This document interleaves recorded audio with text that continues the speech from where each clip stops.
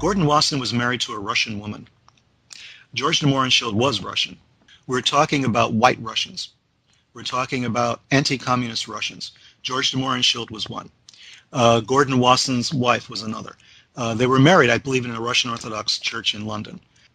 The white Russians are the group that I'm familiar with in New York City because I was hanging out with them in the late 1960s, early 1970s. I knew them very well. And I heard all the stories, and I knew about their pro-Nazi point of view. And they for them, it was a moral issue. You know, they hated communism. Communism was atheism. They were as anti-Semitic as the Nazis. They didn't care about that aspect of that.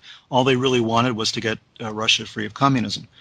So you have this strong... I think in large part, aren't the Jewish bankers in charge of bankrolling the Bolshevik Revolution and that sort of thing? Oh, yeah. You know, you can make a case for that. But bankers were bankrolling everybody. I mean, if we really want to look back to it, we can see that banks in the United States were bankrolling the Nazis. I mean, the famous trading with the enemy issue with the Bush, Harriman, Walker families. Right, exactly. It's just, you know, bankers don't care. Money is what matters. So to the white Russians, though, the Bolshevik Revolution was Jewish.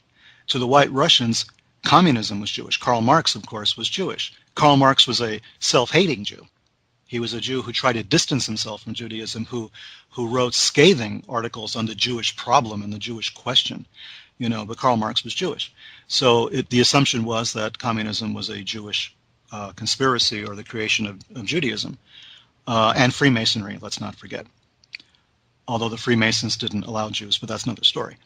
So you had the beginnings of a very good, very comprehensive conspiracy theory right there.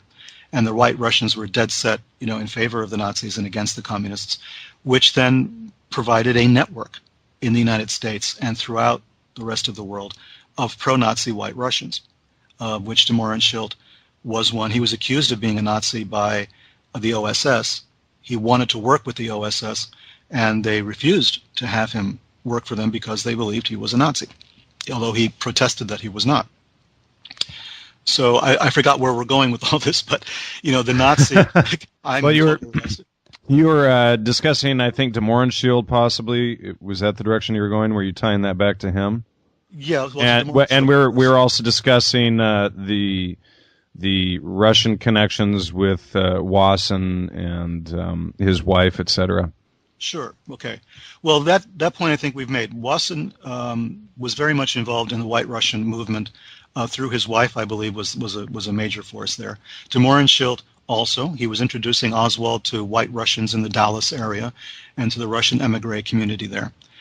Now, if Wasson was fighting for the White Russian movement, why was his brother a key player in the establishment of the State of Israel? Well, Dmitri von Mohrenschildt and George de Mohrenschildt did not see eye to eye on these things. They were not on the same page. Well, I'm talking about Thomas C. Wasson and R. Gordon Wasson.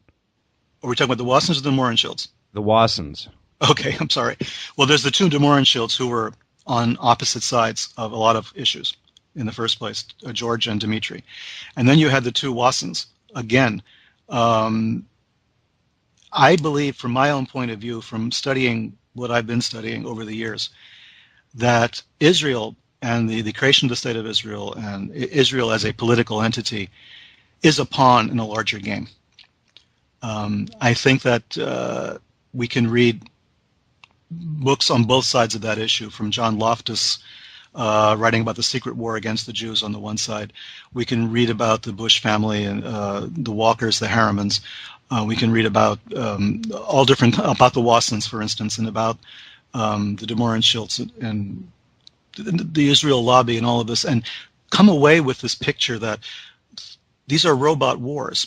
You know, the war between Israel and the Arab world is kind of a robot war, and I think Israel is cognizant of this. They know they're being used and manipulated. They know that they have value to Western interests based on where they are. there's an entire Christian fundamentalist evangelical movement supporting the state of Israel because of the concept of the third temple and the idea that the third temple has to be built. Jesus will come back, convert the Jews.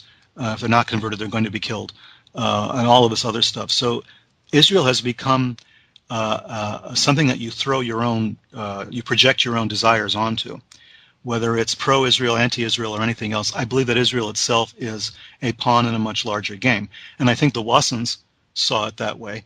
I think a lot of American political people see it that way, that this is something that can be used or manipulated for various reasons, that you get various things out of. I mean, look at when we first got involved in the Afghanistan campaign, and we convinced Israeli arms dealers to help raise money and find Russian weapons to arm the Mujahideen in Afghanistan, who were their mortal enemies. You know, I mean, there's a point at which realpolitik takes over, and these ideological differences are really important to those of us who live apart from what these things are. But the manipulators of these situations don't have the same kind of ideological loyalties that we think they do. Right, you know? and you know, the regular population sees things on an entirely different level. You know, it's just like religion and the esoteric and exoteric differences. Sure. And when you're with the mainstream churches, you suddenly realize that, you know, these guys are not saintly. You know, these guys don't have your best interests at heart. They belong to a corporation, and they're going to defend the corporation, as we know from the pedophilia scandals, where the church would simply move pedophile priests from one parish to the other. I mean, right. They protect themselves. The organization will protect itself. Government protects itself. Corporations protect themselves. They lose their mission. They lose the goal that they had in mind. They had certain specific ideas. That's why the church was started. That's why corporations begin. Governments start. There's revolutions, and a new government comes into play. There's idealism at the beginning. But then give it a few years, and organizations will tend to protect themselves at the expense of their ideals. All of this stuff goes on, and we as people, we try not to believe it, you know. we resist it as much as possible. And meanwhile, the corporation and the church and everything else and the country for that matter, wants your undying and devoted attention, and they'll stab you in the back as quickly as they can for the bottom line or for whatever it may be. Well, they want your undying attention, and how do they get it?